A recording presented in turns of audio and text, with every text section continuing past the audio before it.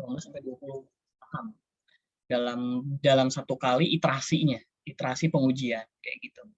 Jadi setiap iterasinya dia akan menggunakan 18 sampai 20 saham paling banyak. Banyak banget ya di portofolio memang.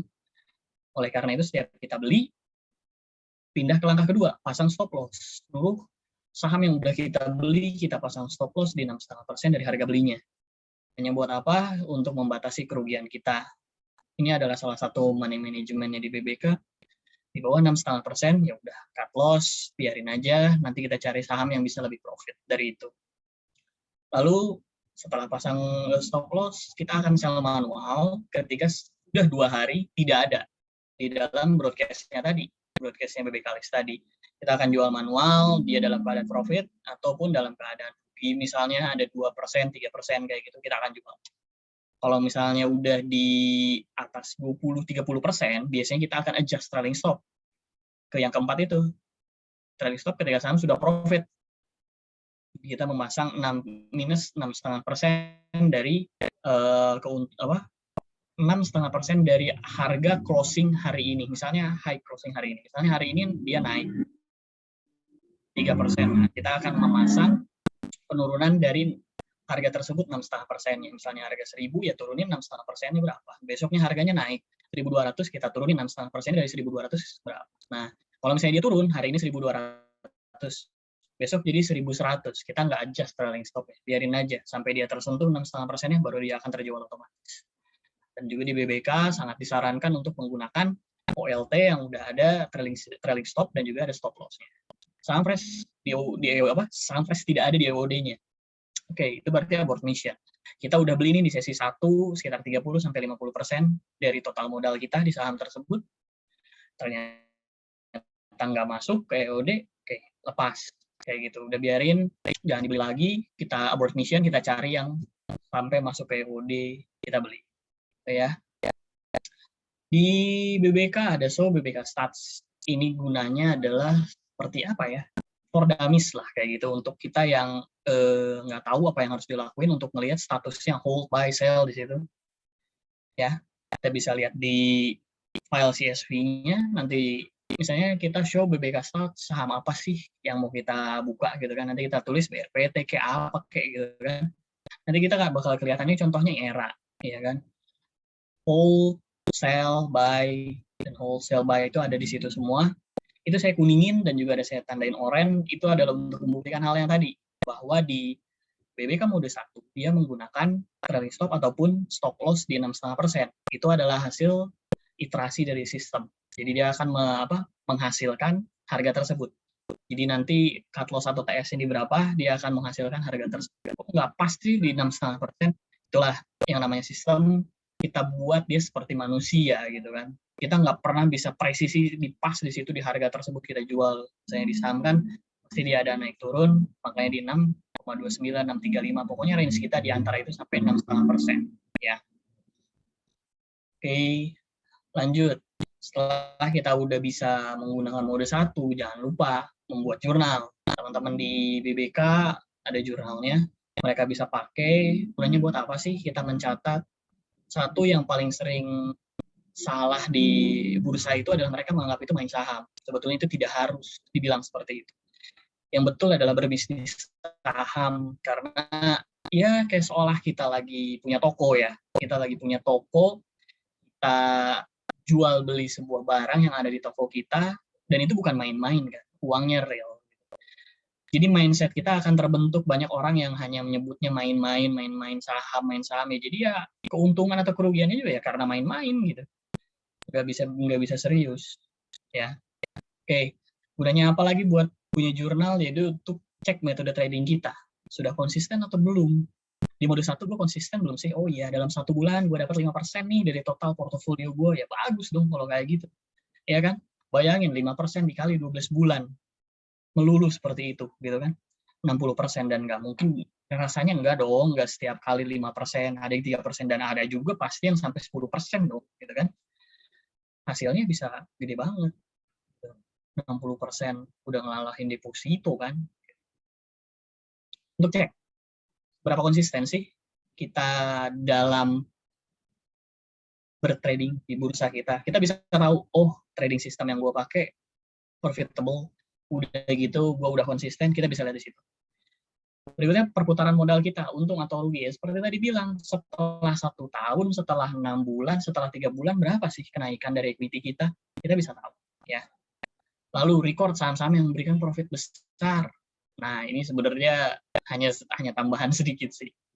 Saya tahu dari Ko Asun dulu dan juga Cijani bilang bahwa kalau ada saham yang menghasilkan profit besar buat kita, catat aja gitu. Siapa tahu di hari depan dia masuk ke screener BBK lagi, kita bisa masuk, ya berpotensi besar untuk bisa dapat cuan yang gede juga. Contohnya dulu saya di INKP, hampir 120%, di BRPT 135,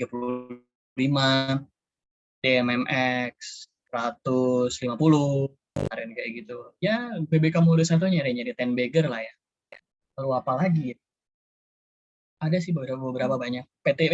Pegas kemarin, Pegas 80 ya, kalau 80% kayak gitu. Gunanya apa? Untuk melihat kita, kegunaan berikutnya untuk melatih kita dalam berdisiplin, dalam kedisiplinan kita dalam trading. Jadi kita tahu trading kita tuh disiplin nggak sih gitu. Dengan tadi rules yang udah disebutin di awal, stop loss di 6,5%, kita pasang trailing stop. Makin kita disiplin, maka money management dan trading system kita itu makin mature. Kita makin tahu nanti kalau kita mau ke mode berikutnya, pengen ngelihat chart gitu kan, masuknya, pengen ngelihat dari Fibonacci-nya, kita bisa bandingin. Kita punya portofolio mode 1 dan juga kita punya portofolio di mode berikutnya, ataupun dengan cara lihat chart, lihat SNI, dan yang lain-lain. Seperti apa sih performnya? Bisa mengalahkan mode 1 kita nggak sih? Kalau belum bisa, ya nggak apa-apa. Digulung dulu aja di mode 1-nya. Kalau misalnya udah bisa ngalahin, nah nggak apa-apa. Mode 1-nya digulung, kita bisa dapat profit yang lebih besar di mode berikutnya. Oke? Yang terakhir udah saya bahas tadi, perbandingan metode trading. Ya. Oke. Ada sedikit bonus tips sebetulnya. Teman-teman bisa lihat, beli sebelum jam perang, jam 10, jam 11, gitu, di akhir sesi 1 ataupun di 11.30. Kita bisa lihat bid over. Kalau kayak gini, contohnya era tersebut kita bisa lihat di 11.20, di harga BBK statsnya berapa sih, gitu kan, bisa kita lihat. Di situ di harga 1765, tapi di buy-nya itu di 1755, ya kan? Kita bisa pasang di 1760 deh, gitu kan? Atau di bawahnya lagi. Saya dapat diajarin siapa ya, Om Kus dulu. Kalau misalnya kita mau cari posisi gitu yang enak buat masuk, carilah di lot-lot yang tidak terlalu rame gitu kan. Itu teman-teman bisa lihat lotnya ada yang 4.000, 5.000, 4.000, 3.000, 2.000. Bisa beli di 17.60 gitu kan. Atau enggak beli di 17.55 bawahnya. Karena yang lebih tebal itu ganjalannya 17.50. Ya kan? Bisa beli di situ, lihat bid overnya mana yang lebih kosong gitu kan. Bisa kita pakai acuannya di situ.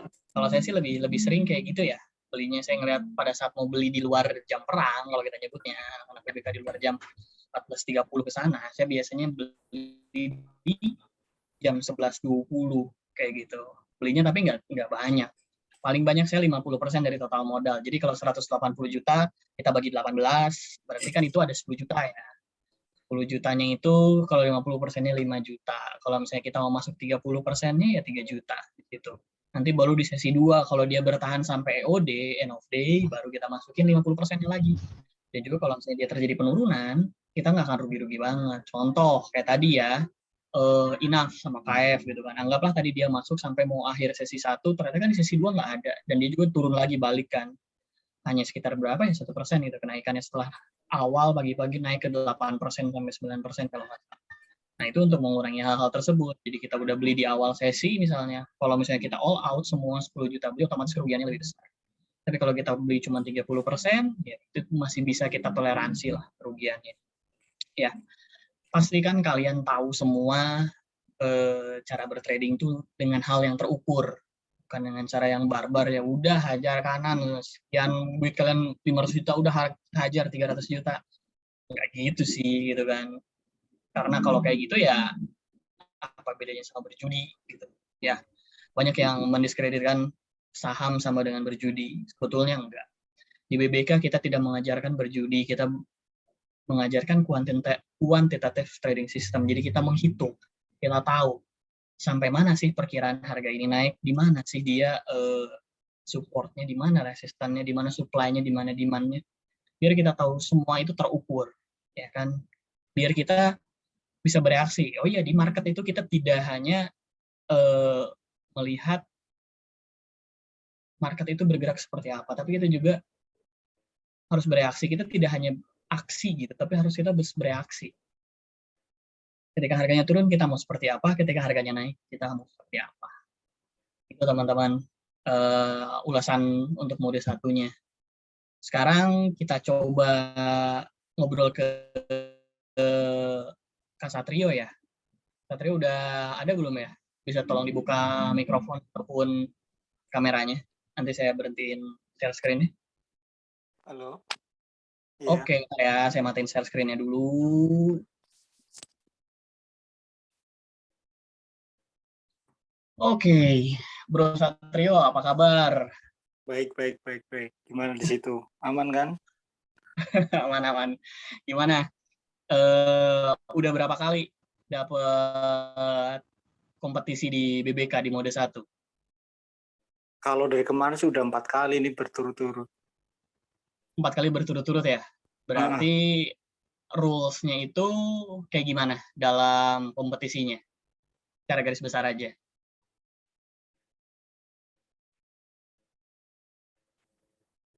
Nge-lag kayaknya ya. Wait. Biar Satrionya perbaikin dulu koneksinya. Ya, nge-lag ya. Oke, gimana? Nggak apa-apa, lanjut aja bro, lanjut aja.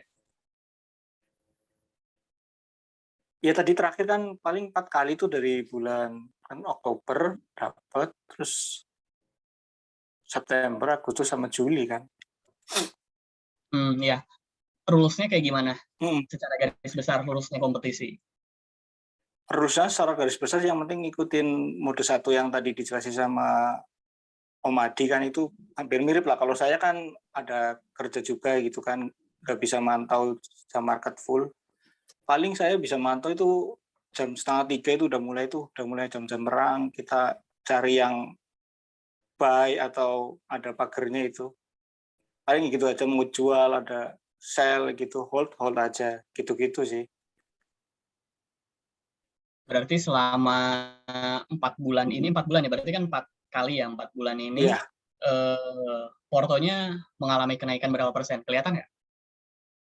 Iya, kalau yang waktu kompetisi itu kan tiap bulan ada pasti naik sih, ada yang naik, tapi saya juga ada withdraw-nya juga. Berarti bisa konsisten lah ya dengan mode 1 Iya. kan? Iya, kalau udah 4 bulan ini naik. Oke. Berarti 1 kali dapat kompetisi dapat berapa? 250.000 ya dari manajemen BBK ya? Berapa sih? 500 kayaknya deh. 500 ya? 500. Iya. Udah kayak gitu pas kalau misalnya dia dapat 4 kali, dapat berapa hadiahnya? 2 juta kemarin. Lumayan lah ya buat nambahin portofolio. Iya, fresh money juga sih kan itu kan. Iya, berarti kemarin sih dapat dari manajemen BBK bilang akan diumumkan juga nanti pemenangnya, dan juga nanti bisa ngehubungin admin kita untuk klaim kemenangannya. Nah, dari selama ini 4 bulan ini, kendala yang paling susah apa sih ngejalanin mode 1? Kalau kendala yang paling susah itu pasti itu yang kayak nggak tega cut loss. Kalau di kan kalau biasanya tuh di sistemnya dia udah bilang sell kan, terus kita sell padahal di situ baru minus berapa gitu kan. Tadi kan kalau Om Adi kan bilangnya di situ kan minus 6,5% kan, tapi kalau saya udah stick banget sama yang rule-nya itu di mode 1 kan. Kalau si botnya bilang sell, saya ikut sell walaupun di situ baru minus 0,6 atau minus 2, minus 1 gitu. Terus habis setelah di cut loss itu hari besoknya dia naik dikit kan, jadi kita harus buy lagi. Gitu paling yang kalau misalnya awal-awal nggak konsisten pasti rasanya kayak gimana gitu. Nggak tega aja gitu. Baru sell kemarin ternyata sekarang suruh buy lagi gitu kan, udah Iya, enek gitu. iya pasti gitu. Ya sih sebenarnya wajar ya, karena kan Heeh. untuk melindungi equity dan juga portofolio kita ya. Kenapa sinyal itu ngeluarin sell? Karena beruntung kalau misalnya besok kita buy dan naik. Kalau misalnya kemarin kita nggak sell ternyata turun dalam kan, iya bete juga udah turun minus Iya, 8 kan, kenapa nggak kemarin iya, jual gitu kan. iya. Iya, yang waktu waktu kemarin itu yang baker-baker kan ada beberapa tuh, kalau nggak salah dari Juli itu ada ABA Apa itu, yang gede-gede? ABA terus MEDC sama ITMG kemarin kan yang terakhir kan itu kan. Berapa ya? Berapa persen? Kalau ITMG kemarin 60%-an karena kan kita ngambil nggak bakal yang paling tertinggi kan. Itu waktu voting itu udah pernah sampai Hmm. 77 kan. Jadi kan karena di sistemnya Flex belum lock. ada tulisan sell, masih hold aja kan. Sekitar 66%-an itu. Kalau yang lain berapa persen? Ya rata-rata MLDC kalau berapa? misalnya kalau MEDC sekitar 27-an itu, 27%. Kalau apa juga kemarin ABBA? tinggi sih. ABBA A- berapa kemarin? ABA? ABA itu kemarin saya cek di sini kan bulan September tuh, Hmm. ABA itu sampai, bentar,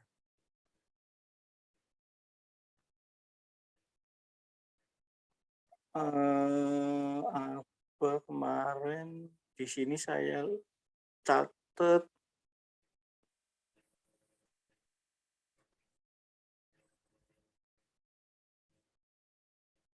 sampai 77%. 77, Berapa? tujuh Oh puluh iya, iya, persen, iya, iya. iya. Oke lah ya. Mantap udah sampai Lumayan sih, 77 ya, lumayan sih. tinggal adjust trailing stop aja. Iya, ya mirip-mirip. Ya memang yang kayak Om Adi bilang gitu kan kayak gitu rulesnya kan. Saya ikutin street pasti ngerasain yang cut loss pasti iya itu pasti.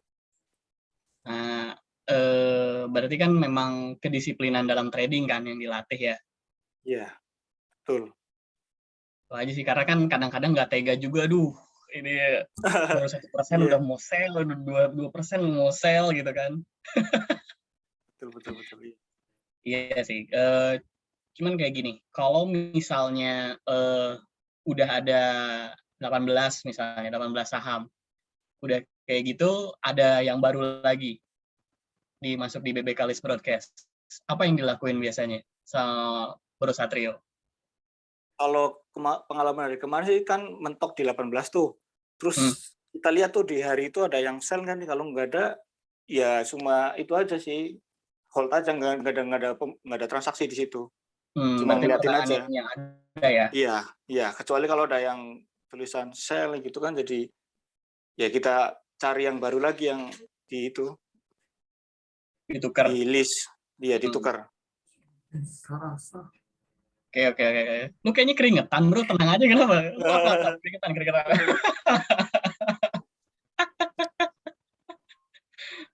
Dia nggak bisa tampil nih. Gak apa-apa lah, besok lusa lu ngajar mode 1 aja sama teman-teman BBK di room. Iya. Ya kan, gak apa-apa Iya, kan, iya. udah Coba. udah Udah pernah ngerasain nyantai. nih. Heeh. Nanti gue kasih materinya, ngasih kisi-kisinya, buat deh gimana biar bisa ngobrol-ngobrol sama teman-teman yang lain. Oke, Heeh. selamat buat Bro Satrio ya, udah bisa dapetin 4 kali berturut-turut challenge dari BBK mode 1, bisa dapetin 4 kali berturut-turut, tiap kalinya tuh 500.000 ya dapatnya, udah kayak gitu dapat plusnya 2 juta. Oke, berarti berapa 2 juta? Heeh. 4 juta lumayan lah ya. Lumayan Tambahin buat lah. portofolio. Iya, buat ke porto yang Buat satunya kan malam mingguan. heeh. Nah, kalau Bro Satrio selama di BBK nyobain mode lain nggak sih? Pasti nyobain yang lain. Mode bebas sih hitungannya sih. Kalau itu kan ada habis mode 1, mode 2 tuh. Kalau saya mode bebas biasanya Hmm. juga udah belajar kayak yang Cijani kan, apa yang copet-copet tuh cara gitu kan. Cuma pasti di situ lebih apa ya, lebih nggak tenang sih dibandingin kalau yang mode 1 kan. Jadi kita pantau marketnya di situ juga. Kadang kalau misalnya lagi jam-jam kosong gitu, jam-jam nggak sibuk, ikutan tuh nyoba-nyoba yang copet gitu. Tapi rata-rata pasti mode 1 dulu, terus habis itu yang swing mode 2 gitu. Oke. Sebetulnya kalau mau nyoba ya, ini ada tips trik Cijani kalau bilang sama gue. Kalau lu mau nyopet katanya, Heeh, jangan lebih dari jam 10 katanya. Nah, itu jadi iya. kalau mau nyopet mulai dari jam 9 sampai jam 10. Jam 10 ke sana pesta bubar. Salah satu indikatornya apa? Coba lihat di running trade ya. Lihat di running trade lewat jam 10, pergerakan running trade akan cenderung lebih melambat. Contoh berikutnya lagi, lihat tadi kayak enough, KF Iya, lewat jam 10 tadi dia balik lagi turun kan? iya. Ngelihat Seru kan itu. si Jani bilang ya kan di di Q&A ya lumayan lah katanya enough KF. Nah itu salah satu triknya Cijani buat bisa nyopet. Dia pasti di jam-jam 9 sampai jam 10. Sisanya ya buat swing di belakang kayak gitu. Iya, iya betul. Itu Oke, iya sih ada jam buka market. Bro Santo. Ada Bro Santo tadi. Bro Santo mau ikut ngobrol nggak sama Bro Satrio? Iya, ada Ci Ivon. Ci Ivon mau ikut ngobrol nggak sebagai founder BBK? Oh iya, teman-teman yang lain yang dari STC atau apa yang mau nanya-nanya, ada Bro Satrionya. Nanya langsung aja sama orangnya. Iya, iya. Silakan kalau yang mau tanya Berarti sih. udah berapa lama, Bro, membership di BBK? Dari tahun 2018 Mei apa ya kalau nggak salah. Berarti udah mau 3 tahun lah ya. Ah, Udah 3 tahun lebih dong, dari 2018 udah mau 4 tahun, udah mau 4 tahun. iya. Lumayan itu. Ya peta-peta aja sih di BPK sih. Jatuh bangunnya di bursa, apalagi pas pandemi kemarin ya, ada Hmm, trading halt itu. hmm, hmm. Itu Gimana ketolong perasaannya itu? banget sih. Itu ketolong banget itu. Ketolong banget. Yang udah waktu itu kan masih ada almarhum kan. Koasul Mhm. udah ngasih tahu kan, udah ada reminder gitu kan. Saya sudah siap-siap itu. Saya nggak, alhamdulillah itu kan nggak ikutan drop banget portonya. Udah dibuang-buangin kan sama tes-tesin kan. Terus lihat market ARB semua trading halt gitu kan. Pusing banget itu kan. Ya udah kan, saya selamat kan. Jadi ya udah, nggak terlalu dalam banget sih. Oke, oke, oke. Tapi Pastinya kita grogi banget. termasuk orang-orang yang beruntung bisa ngerasain adanya penurunan yang dalam ya, market crash kayak gitulah, hampir kayak market Market crash kayak crash. kemarin. Karena apa? Jadi kita tahu, kita punya pengalaman itu. Cuman kita yang pernah ngerasain itu hal itu gitu kan. Sampai kita ngelihat ya trading dan OLT juga ngasih pemberitahuan kan, IHSG berhenti itu kan, trading halt. Ya kan? Iya, Itu nggak bisa ngeri banget ngapa-ngapain itu gitu kan. kan. Ngeri. Kalau Iya, yang misalnya kita udah cuman diem aja merhatiin bursa mau kayak gimana. saya belum tahu sih itu ngeri banget. Itu banyak itu kan yang di mana, di sosial media juga banyak yang gitu kan, yang sponsor gara-gara kemarin itu yang crash. Nah, Bro Satrio, ada yang nanya di kolom chat. Tadi kan disebutin kalau modal yang ada dibagi dalam 18 katanya.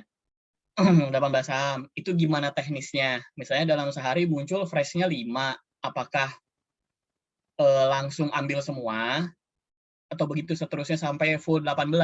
Atau meskipun di dalam sehari muncul 5 fresh tetap dipilih? Nah, kalau Bro Satrio gimana? Kalau yang kemarin di kompetisi ini, yang penting kalau misalnya dari portofolionya belum 18, itu 5-5-nya pasti saya ambil. Karena di situ kan saya analisanya nggak pakai chart, karena di porto itu yang buat kompetisi pasti udah kayak sesuai lah, street sama rules-nya. Kalau ada yang buy sampai hampir EOD itu jam-jam perang 14.30 sampai 14.49-an itu pasti yang fresh buy di buy semuanya. Kalau udah 18, Berarti terus langsung ada yang sell ke kanan satu, aja ya? iya. Terus kalau misalnya yang udah 18, terus ada yang suruh sell di jam-jam perang, terus ada yang baru dari 5 itu, paling saya milihnya itu baru lihat chart sih kalau saya sih. Ini yang masih ada potensi naik, saya yang ambil gitu. Oke, oke, oke, oke. Iya, saya bahas dulu ya. Sama Bro Satrio sama sih kayak gitu. Jadi kalau misalnya ada yang dibilang sell ya kita sell. Kalau misalnya ada yang trailing stop-nya belum kena ya udah kita biarin, kita kumpulin aja. Kalau misalnya udah 18 portonya ya udah kita lepas. Kecuali kalau ada yang sell kayak tadi kita pilih dari 5 salah satunya ya itu sebagai pendekatan kita bagaimana melihat chart. Jadinya kan kita mulai berlatih ngelihat chartnya juga. Dari 5 itu kita pilih salah satu, kata Bro Satrio tadi, ada yang potensi kayak gitu, mana yang lebih berpotensi.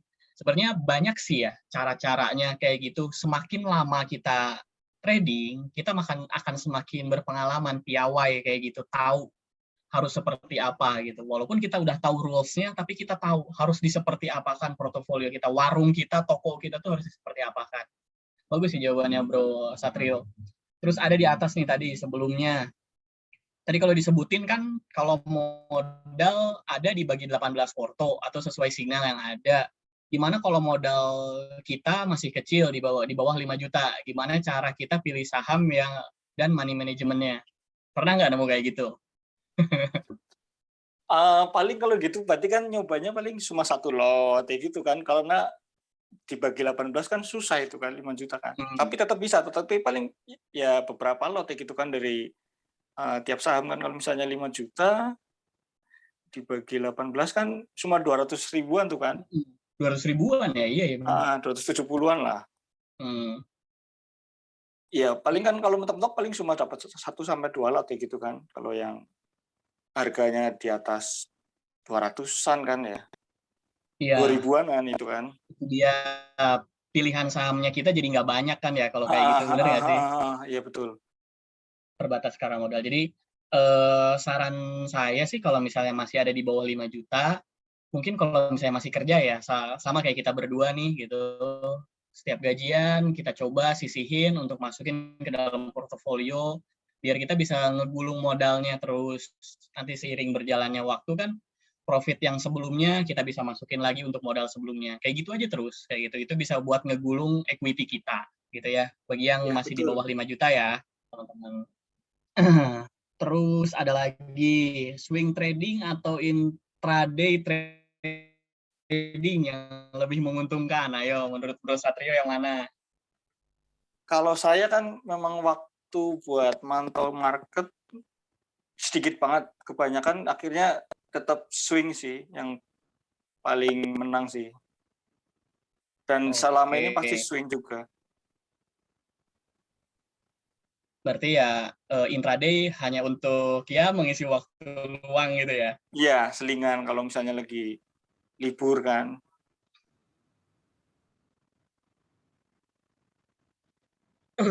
Oke, sebetulnya mau swing ataupun intraday itu lebih kepada pribadinya sendiri sih, keluangan waktunya seperti apa. Contohnya saya sama Bro Satrio sama-sama karyawan dan kerja gitu kan. Kita nggak banyak waktu untuk bisa ngelihat running trade, ngelihat bid offer dan yang lain-lain. Kita lebih ke swing aja gitu. Karena buy di jam-jam perang, udah gitu kita tinggal buat kerja lagi atau seperti hal kayak gitu ya. Karena kan kita juga punya tanggung jawab dan kewajiban yang lebih optimal di pekerjaan kita. Kita menganggap bahwa eh, di bursa kita bisa mencari keuntungan, kita terfokus, tapi tidak menyita banyak waktu pekerjaan kita. Gitu. Iya. Kita lihat lagi. Nah, Bro Satrio kuasai atau lancar BBK mode 1 setelah berapa lama dari awal gabung katanya? Itu kalau di awal-awal kan saya coba-cobain tuh, nyoba-nyobain sama banyak masih ada takut-takut buat cut loss dan sebagainya kan masih nahan-nahan gitu kan.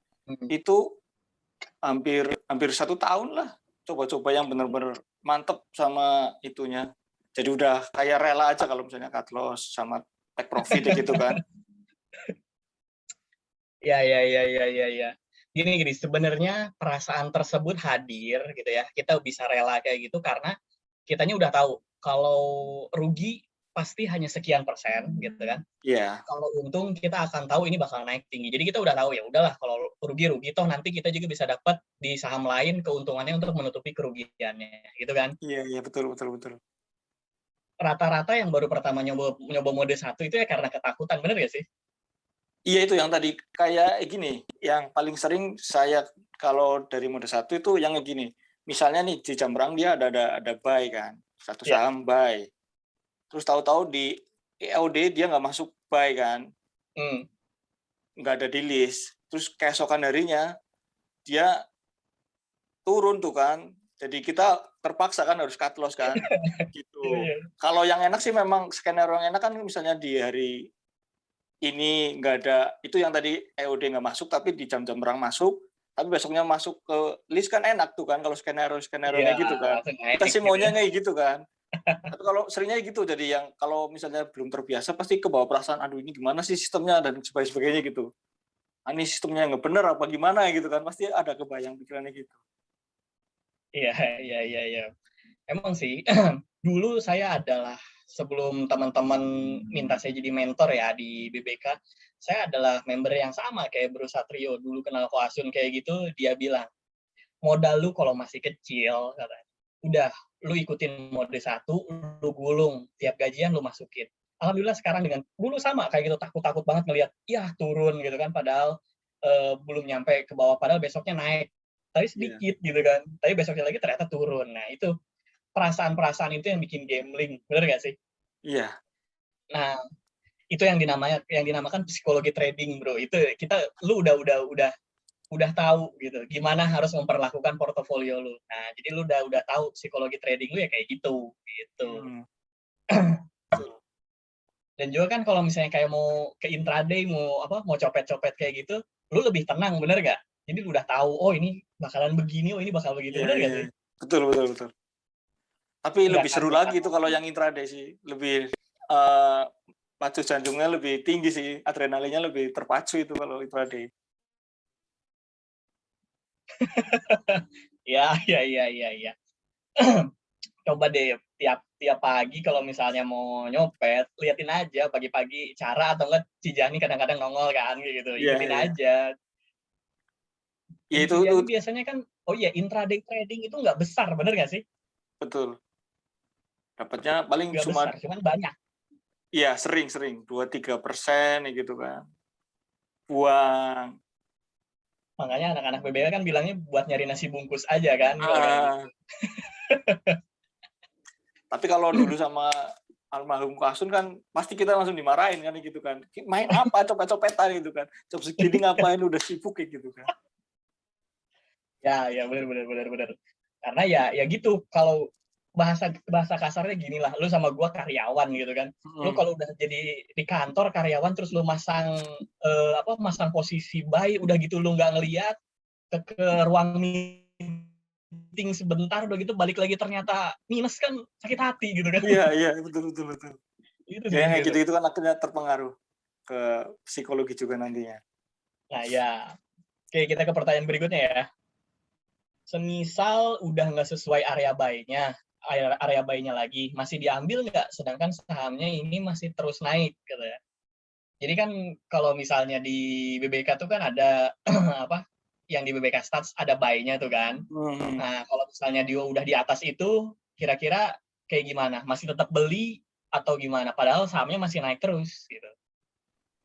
Kalau saya dari kemarin kan pasti karena udah ngikutin, paling kalau gitu kejadiannya paling kalau udah di Porto udah ada 18, saya ngerelain. Kalau misalnya belum ada 18, terus dia posisinya udah 1 hari yang lalu, paling saya nggak beli sih, ngambil yang baru aja, yang fresh.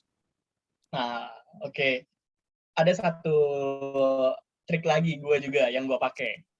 Biasanya gini, gue di mode 1, misalnya nih ada list baru ya, mau menjelang Mhm, EOD, gue lihat di Porto nih ada 18. Mana yang cuannya paling kecil, Bro? Kalau gue misalnya ada 0,6%, ada yang baru mhm, 1,2% gitu ya. Itu gue mhm, tukar sama barang baru.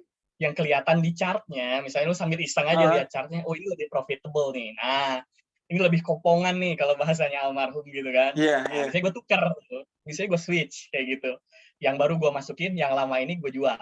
kayak gitu. Yang untungnya 0,5, 1,2, tapi kalau udah 6%, 7%, oh gue tahan, biarin dia lari terus berkembang kayak gitu. Cuman ininya apa? Kerugiannya apa? Ketika yang tadi 0,6 ataupun 1,2% ini ternyata cuannya lebih gede besok, nah itu bete biasanya. Iya, betul. Saya udah pernah nyobain itu, tapi pas waktu kompetisi ini saya nggak kayak gitu sih. Benar-benar yang stick Ya, sama itu. betul. Biar Malah ngerasain kalau kompetisi kayak ini kan kayak harus sesuai udah rules robot. kan. Iya. Terusnya gitu kan. Oke, kita ke pertanyaan selanjutnya lagi. Berarti tetap harus dibagi sesuai dengan jumlah sinyal yang ada ya, Kak. Nggak bisa kita fokus di beberapa saham aja. Iya, kalau yang buat mode 1 kan benar-benar ngikutin kayak robotnya itu sinyalnya iya memang kayak gitu. Nggak bisa fokus 1, 2, tapi ya benar-benar kayak udah yang 18 itu kayak nanti mana nih yang terbang gitu kan dari itu. Bahasanya itu apa ya, saya lupa itu. Pokoknya dari yang 18 nanti ada yang naik sendiri gitulah. Oke. Karena saya bantu jawab juga, tetap harus sesuai dengan jumlah sinyal. Ya, karena apa? Bahasanya Ko Asun dulu, kenapa sih kita harus baper sama salah satu saham gitu? Sayang banget sama dia, dipegang banget kayak gitu. Tapi dia nggak ngehasilin profit buat kita. Yang kita inginkan di bursa kan justru mendapatkan keuntungan ya. Walaupun tidak besar seperti yang saya bilang tadi. Kalau misalnya portofolio kita bisa naik 5% aja tiap bulan, itu udah keren banget gitu. Kenapa kita nggak coba pindah ke saham lain yang mungkin bisa lebih berprofit lebih besar gitu dibandingkan saham yang kayak kita tadi bilang fokus di salah satu saham aja, tapi dia nggak jalan-jalan kayak gitu. Itu sih kalau dari saya. Oke, selanjutnya ada lagi nggak pertanyaan? Ayo teman-teman, ada yang mau nanya nggak sama teman kita yang udah ngejalanin mode 1 saat ini? Bro Satrio bukan mentor, bukan apapun, member biasa, dia bisa untuk melewati mode 1 ini gitu tanpa dia ragu. Dan mungkin kan ada yang bilang, oh itu mentornya aja udah jago gitu. Ini teman-teman member juga bisa untuk melakukan kayak gitu. Oh, ini ada pertanyaan lucu nih. Bukan lucu, ini pertanyaan yang sedikit menantang. Adakah saran untuk window dressing sekarang nih, katanya? Pasti banyak tuh kan yang naik jadi bingung pilih yang mana. Ayo, dengan adanya window dressing akhir tahun gimana, Bro? Analisanya dari Bro Satrio. Kalau saya mah kalau misalnya ini kan bahasanya di mode 1 tuh, kalau mode 1 tetap sih ke sinyal, kalau udah ke mode bebas atau mode 2 bahasanya nanti beda lagi. Kalau yang kalau mode 1 pasti ngikutin itu aja. Tapi paling sering itu pasti hold kan.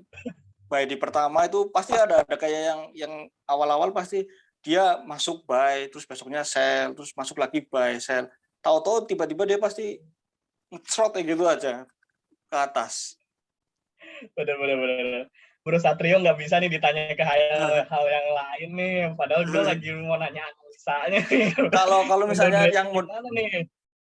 kalau misalnya mode 2 mah ya itu paling cari-cari yang udah lagi rally kemarin tuh kan, yang udah koreksi-koreksi sekarang, cari-cari aja support apa tarik Fibo gitu.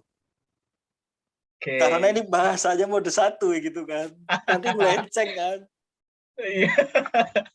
Nggak apa-apa, sedikit lah, belok dikit.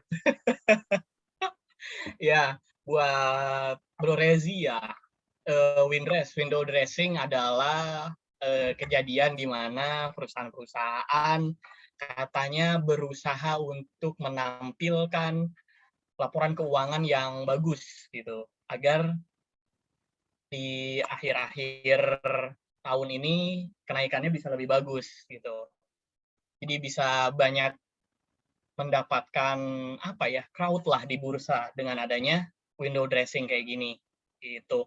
Sebetulnya itu sih hanya apa ya, memang kayak sebuah culture aja sih. Udah ada mau akhir tahun nih, ada window dressing, ayo kita lihat mana saham yang naik. Yang dibilangin Bro Satrio adalah benar, kita cukup ngikutin aja kemana arah IHSG-nya bergerak. Kita nggak perlu mikirin dia ada window dressing atau apa gitu kan. Sama kayak tadi ada teman-teman yang nyopet Harum nggak ngelihat? Harum kan naik sampai berapa persen tuh? 9-10% tuh nyopet nggak? Enggak, aku enggak. Ya kan? Kita nggak kita sebagai trader rasanya cukup kecil untuk tahu Harum itu mau ngakuisisi apa, ataupun dia mau ngakuisisi McD juga nggak apa-apa deh gitu, asalkan sahamnya naik. Kalau saya sih gitu. Iya, iya betul. Bener Apapun nggak sih? beritanya kan. Iya, yang penting ngikutin aja dia naiknya gitu kan. Ya gitu. Oh iya, dan satu lagi teman-teman. Kalau teman-teman udah terjun di bursa, coba cek deh. Setiap berita yang terjadi, anggaplah itu keluar di kontan di detik, pasti itu setelah harganya terjadi. Udah Bener price nggak? in gitu kan. Iya, pasti itu lah, udah harga. Oh katanya Antam mau buka toko kopi baru misalnya di mana kayak gitu, banyak banget toko kopinya. Pasti itu udah harga sahamnya udah naik. Udah Baru naik dulu. beritanya keluar kayak gitu. ITMG dapat keuntungan per tahunnya sampai 5 kali lipat. Harganya udah kemana duluan, beritanya baru keluar. Itu Baru sih keluar. Betul. pentingnya kita tidak tidak terlalu mencondongkan, menitik beratkan kita kepada berita ya adalah hal itu. Boleh kita lihat berita, tapi kita coba cek lagi di chartnya kita ataupun di trading sistemnya kita. Itu sih. Oke, ada pertanyaan lagi nih kayaknya. Pak Franky, kalau freshnya lebih dari 18, tapi pelurunya nggak cukup. Pilih prioritas di saham, lihatnya dari mana bro, katanya. Udah 18, pelurunya nggak ada, ya kan? Udah gitu mau switching. Nah, milihnya gimana? Coba lu milihnya gimana? Kasih tahu. Ah, iya sih kalau kalau aku kan kalau misalnya di grup itu di BPK kan biasanya kalau misalnya uangnya nggak cukup tuh jual ginjal dulu kan. Kalau misalnya ini kalau misalnya 18 terus prioritasnya paling carinya yang tetap sih kalau misalnya kalau saya sendiri kalau misalnya udah mode selain mode 1 kan pasti carinya udah dekat-dekat resist tuh. Saya jual dulu aja Hmm. atau kalau yang tadi bilangnya Om Adi kan yang masih cuannya masih sedikit ya gitu kan di switch aja nggak apa-apa. Yang masih 0,65 atau baru 1%, 2% ya gitu kan. Oke. Gini, hah? Gimana? Enggak, udah. Ya, support resisten. Ada yang harus diketahui juga bahwa setiap support atau resist ketika harganya naik mau tembus aja Iya, gitu, nggak akan betul. ketahan-tahan kayak gitu. Itu hanya bisa jadi pembenaran untuk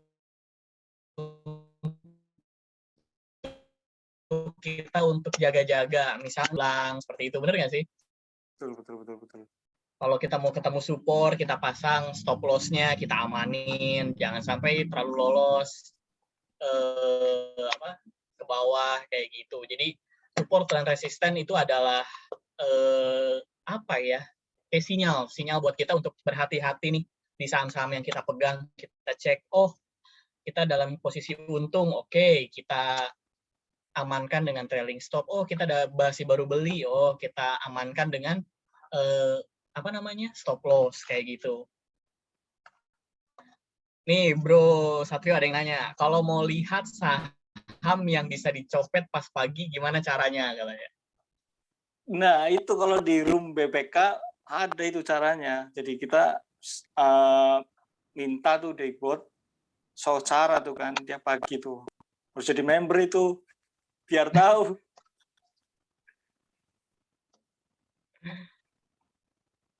Palingnya gitu sih dari kalau misalnya belum jadi member kan susah tuh. Paling kita cari yang paling sering muncul di running thread kan paling kan. Lihat chartnya, terus siapa yang buy, siapa yang sell kan, baru kita masuk. Yang volatile lah di situ kalau yang copet-copet. Oke. Ya untuk Pak Wismoyo memang di teman-teman di room BBK dibuat kita bisa bebas mau mode apapun, mau investasi, mau investing, mau swing trade, mau long term, mid term, short term. Kalau mau misalnya mau ngelihat yang bisa dicopet, bisa ngelihat list cara namanya, calon arah. Iya betul Pak Wismoyo itu buat intraday. Buat intraday trading, biasanya intraday kita naiknya beberapa tick, misalnya ngambil di 3% sampai 5% lah gitu kenaikannya. Untuk intraday ya, tapi untuk swing teman-teman masih tetap megang di mode 1 untuk menggulung equity-nya. Kayak gitu. Jadi biar apa ya? Sebetulnya kan kita cari keuntungan yang konsisten di bursa itu. Sementara kalau kita intraday trading terkadang kurangnya pengetahuan kita soal technical analysis, soal pergerakan harga, soal lihat bid over, soal lihat running trade, itu menjadi sebuah kendala kalau intraday. Karena terlewat posisi waktu kita pasang posisi aja bisa lewat itu, balik lagi turun harganya. Kalau misalnya Pak Wismoyo udah beberapa lama di bursa kan bisa tahu ya saham-saham gorengan kayak gitu akan lebih apa ya, lebih atraktif gitu kalau misalnya bergerak. Lebih banyak akrobatnya. Oke. Ada yang mau ditanyain lagi teman-teman? Siapa ini? Nana iPad. Ayo raise hand. Ada yang mau ditanyain silahkan.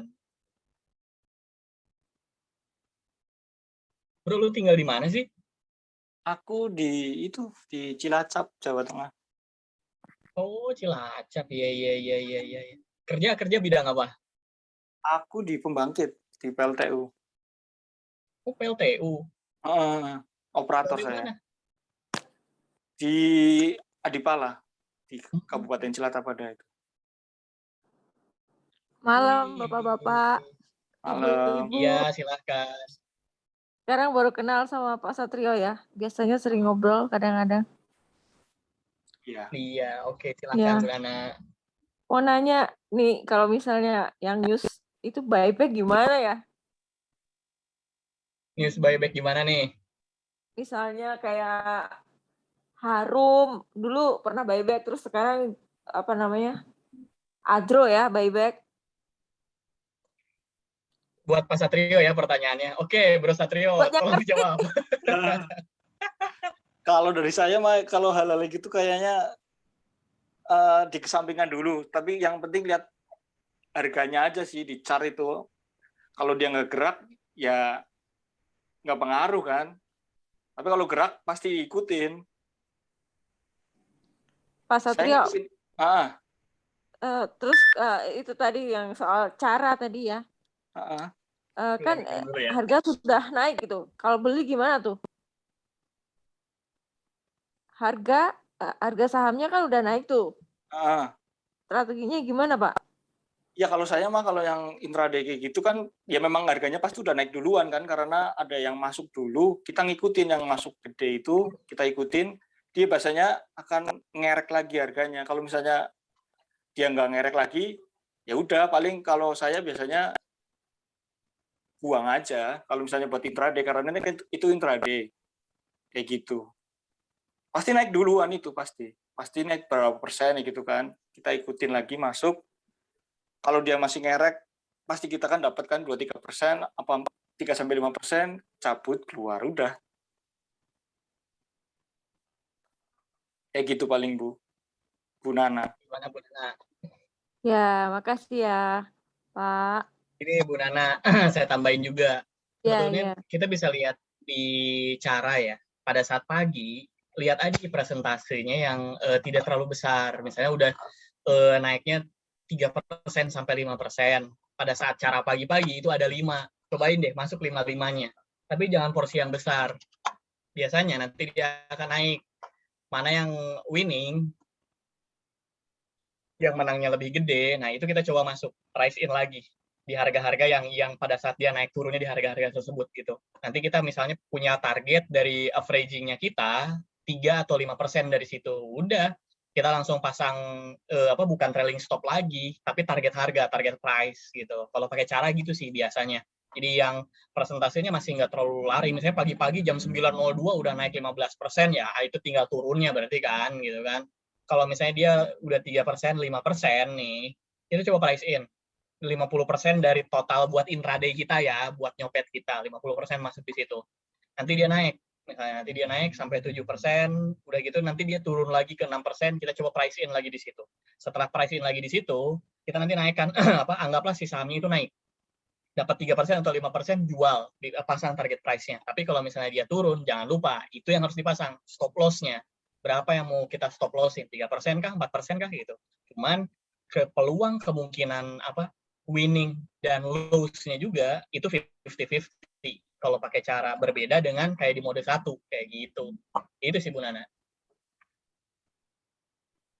Ya, iya Pak, bisa dipraktekin. Tapi saya sukanya tuh pasang sandal dulu Pak. Nah Kalau iya. langsung itu grogi. Yang nyangkut biar sandalnya ya Pak.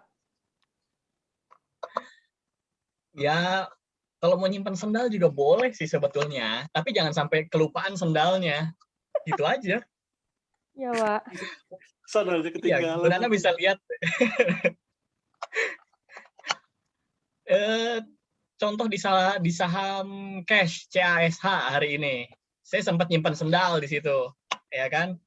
Tadi saya ngeliat di running trade, ternyata ARA pas saya lihat, udah saham itu udah sendal lama itu, dibeli lagi enggak, dijual enggak. Gitu. Kayaknya udah sinyal beli terus tuh, kayaknya di BBK. Gimana, Bu Nana? Itu cash itu sinyal beli terus kayaknya. Ada panah-panahnya terus ya? Iya. Cuman itu nggak masuk ke BBK karena kan dari sisi fundamental dan juga dari sisi pergerakan harganya serta market cap-nya belum masuk. Nanti coba di-review di bulan ini. Kita ada review lagi tentang watchlist dari BBK Mode 1. Kita coba mana-mana saham-saham yang bisa lebih profitable dalam tabel-tabel kita. Itu Bu Nana. Oh, sekarang Pak Adi suka updatein ya? Saham-saham yang lagi uptrend gitu ya? Ya, karena kan gini, sebetulnya BBK Mode 1 itu dibuat, kenapa kok nggak ada saham-saham gorengan kayak gitu, itu memang didesain untuk seperti itu. Jadi untuk memproteksi teman-teman yang tradingnya kayak saya nih, yang sifatnya jadi karyawan kayak gitu, nggak akan kena gocek sama saham-saham yang gorengan kayak gitu. Kita cari saham-saham yang bisa konsisten memberikan keuntungan. Itu sih Bu Nana.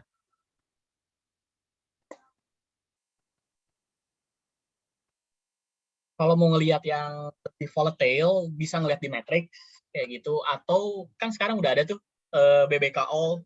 Nah itu semua saham, semua ticker kecuali Waran ya kalau nggak salah, kecuali Waran itu bisa masuk ke BBK All. Cuman ya itu resikonya, risknya akan lebih tinggi. Itu aja. Kita akan selalu mengupdate kok metode trading di BBK Mode 1 dan juga watchlist-nya. Kayak gitu.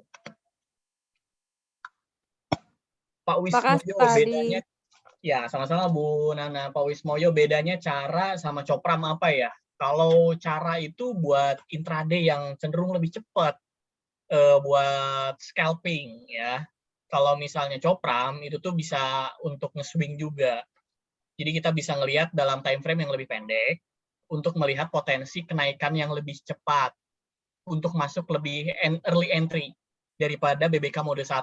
Copram tuh copet dan rampok tuh kayak gitu. Jadi kadang-kadang Copram itu sinyalnya lebih cepat daripada BBK mode 1. Cuman kembali lagi risk-nya juga dia untuk bikin whipsaw ataupun untuk false breakout itu lebih besar juga.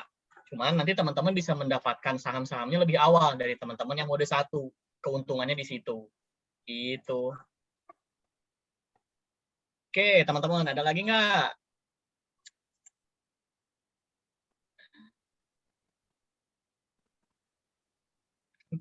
Perlu kelas scalp deh, karena scalping macam jenjang advantage kayaknya. Sebetulnya scalping itu lebih kepada jam terbang. Saya sih pengen bilang kayak gitu ya. Banyak teman-teman, saya coba sharing aja. Banyak teman-teman di BBK ataupun yang di luar BBK, konsul ke teman-teman mentor BBK.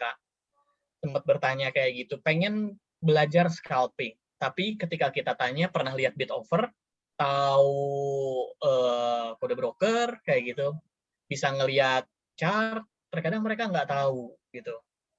Jadi banyak orang-orang yang pengen scalping, tapi mereka nggak tahu harus seperti apa dalam scalping.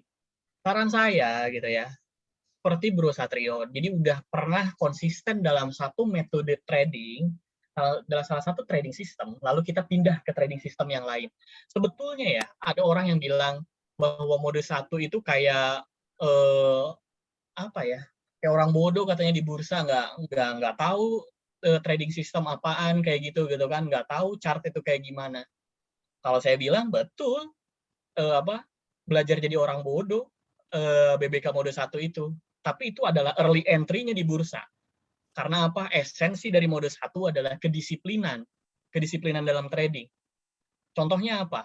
Kayak tadi Bro Satrio, kalau dia udah disiplin, mau dia scalping pun dia tahu jenjangnya seperti apa sih gitu. Gua mau ngambil sekian persen, kalau dia turun di harga sekian, gua sell. Karena apa? Itu untuk menghilangkan keraguan. Nanti pas udah beli, ini pas kita intraday trading, udah minus 2%, tenanglah, nanti juga rebound, balik lagi. Udah minus 3%, iya nanti tunggu 3,5%. Biasanya habis 3,5 juga dia balik lagi. Ternyata di ARB minus 7%. Ya, harusnya tadi dijualnya. Itu psikologi tradingnya. Psikologisnya pasti kena hal-hal kayak gitu. Beda halnya kalau misalnya pas lagi cuan gitu kan. Wah, kita masuk di harga 1.000, set, pas scalping naik ke 1.150, jual. Seneng. Tapi kita pernah berpikir nggak kita tuh bisa menahan kerugiannya kayak gitu. Nah, psikologi trading itu yang tidak diajarkan pada saat kalian terjun di bursa langsung jelek ngelihat OLT kayak gitu. Gunanya mode 1 yaitu salah satunya untuk mendisiplinkan kalian dalam trading dan juga untuk bisa mengatur money management. Kayak tadi dibagi 18 saham dan yang lain-lain. Biar apa? Kalau yang salah satu rugi, ada satu yang bisa naik tinggi, ini akan menutupi kerugian dan juga akan menambah keuntungan.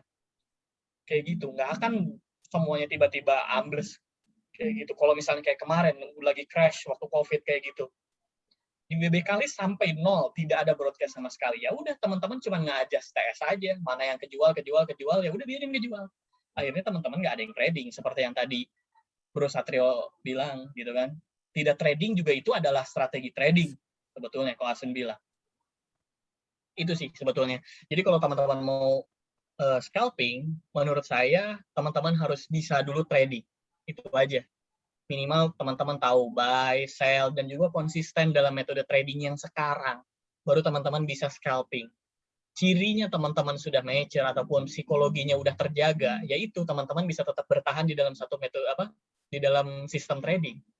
Nggak lompat-lompat. Wah, ini masuknya pakai mode 1, keluarnya nanti pakai cara nggak gitu. Ya. Oke. Nah, Bro Satrio lu yang jawab. Tadi gue udah ngomong di chat. Kalau scalping lihat surat cuan list gimana? Bisa nggak? Kalau nggak salah dulu Ko Asun kan ngasih tahu kalau surat cuan itu dia cuma ngasih tahu bahwa suatu saham itu kan di give line-nya berubah tuh dari warna kuning ke blue sky kan. Itu aja sih, dia cuma ngasih tahu itu aja surat cuan. Tapi memang kadang jadi cuan. Saya nggak ngikutin surat cuan banget, yang penting ke caranya dulu sih. Lebih ke cara kalau misalnya mau scalping. Oke. Surat cuan itu dibuat adalah salah satu metode untuk early entry-nya di mode 1. Iya, dulu. Ya kan, jadi dia ngelihat di give line-nya candle sudah di atas give line dan juga udah berwarna blue sky dan juga adanya akumulasi di atas rata-rata hari tersebut. Nah itu curat cuan tuh memberikan sinyal hal tersebut, ya teman. Biandi Hakim, bener, karena kita nggak bisa maksain scalping tiap hari kecuali jam terbang dah tinggi dan tahu kapan entry dan exit 1-2 tick exit. Iya bener. Seperti yang udah dibilang, bener nggak kayak gitu? Pernah nggak scalping sampai berapa tick, sampai berapa persen targetnya biasanya, lu bro? Kalau yang harga 100-an, 2 tick mah udah lumayan kan, 2-3 tick kan udah. Oh, tahu lu main yang friend lu pasti lu. Ngocokin friend gitu. lu tahu. Enggak kayak gitu. Saya mah ngikutin aja sama yang hiu-hiu yang pada main-main gitu kan. Yang smart money aja. Gitu. Ya, sebenarnya gini.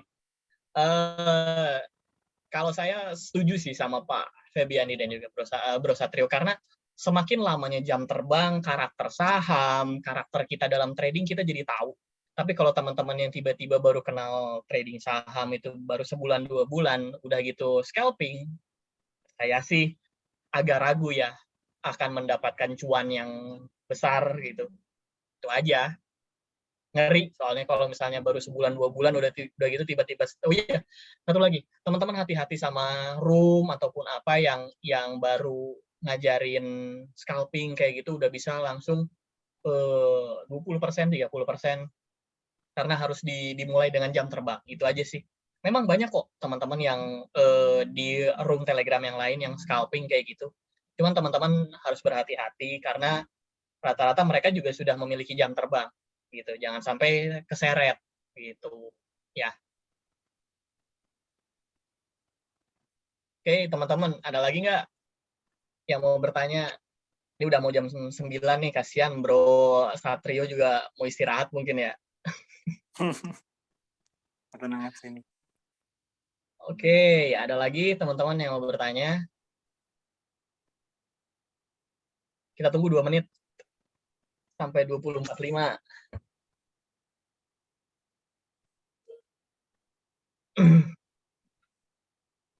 Cara baca cacingologi ntar saya jelasin setelah ngobrol sama Bro Satrio deh, ya. Iya tuh, cacing tuh. Kan ada sesinya sendiri kan? Iya, sebetulnya itu ada sesinya sendiri. Oke. Bro Satrio, saya ucapin makasih ya udah ngobrol-ngobrol sama kita. Nanti saya ngobrol sama teman-teman mentor yang lain buat Bro Satrio bawain materi deh, salah satu apa, pilih aja yang suka buat teman-teman. Ini bener loh, saya grogi banget loh ini dari tadi loh. Gila baru pertama. Gak apa-apa, santai aja dulu. Kita disuruh Asun, udah lu bawa sama, kita juga dulu grogi, santai aja, bawa kayak ngobrol aja. Ya, nanti kita coba tanya teman-teman mentor, siapa tahu Satrio bisa dimasukin jadwal salah satu materi deh, pilih aja, bebas pengen ngejelasin apa. Sebagai hadiah bonus dari kita.